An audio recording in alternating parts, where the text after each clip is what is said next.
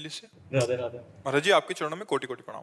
महाराज जी, सुख और दुख एक ही गाड़ी के दो पहिए हैं। मेरा प्रश्न है कि वो कौन सा सुख स्वर्ग में है जो धरती पे नहीं है, और वो कौन सा दुख नरक में मिलता है जो धरती पे नहीं है? स्वर्ग कोई खास चीज थोड़ी है। स्वर्ग के देवराज इंद्र है ना मालिक, त्रिभुवनपति है। गौतम ऋषि महात्मा की पत्नी के साथ गंदा आचरण करने के लिए व्याकुल हो गए और किया, तो कोई खास बात स्वर्ग है क्या? अगर उन अप्सराओं का भोक्ता इंद्र मृत्यु लोक की किसी ऋषि की पत्नी के साथ गलत करने का विचार करके गलत कर दिया, तो इसका मतलब स्वर्ग में वो सुख नहीं है। जिस सुख की प्राप्ति के बाद कोई चाह नहीं रह जाती, वो भगवान है। स्वर्ग भी एक नकली है, असली नहीं है। स्वर्ग का सुख भी नकली है।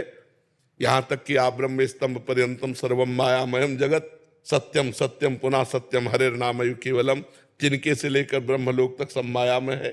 माया माने झूठा, माने दिखावटी। दिखावा कुछ और है और अंदर में, अब जैसे पूरा जीवन हो गया हर सुख भोगते हुए, अब आपके पास क्या है? आपसे पूछा जाए कि आपके पास क्या है, तो फिर वही लालसा है, वही कामना है भोगने की, और कुछ चला ही है। तो झूठा ही खेल चल रहा है माया का। तो ना स्वर्ग में कोई सुख है और न मृत्यु लोक में कोई सुख है। अगर वास्तविक सुख है जिसे कहते हैं, वो परमात्मा में है। जैसे केवट भगवान के चरण धो रहा है, बाद में भगवान ने अंगूठी दी सीता जी की, तो क्या कह रहा है? अब कछुनाथ न चाही मोरे। जब ये निकल जाए हृदय में कि जो मैं चाहता था वो मिल गया, आप कुछ नहीं चाहिए, वो केवल भगवान में ही निकलेगा और कहीं नहीं निकलेगा। लाखों कामनाएं और उत्पन्न हो जाएंगी, कोई कभी तृप्त नहीं होता। तो न स्वर्ग में सुख है न पृथ्वी में सुख है। सुख है तो भगवान में है, जो आनंद सिंधु सुख राशि। ये पक्की बात समझ ले।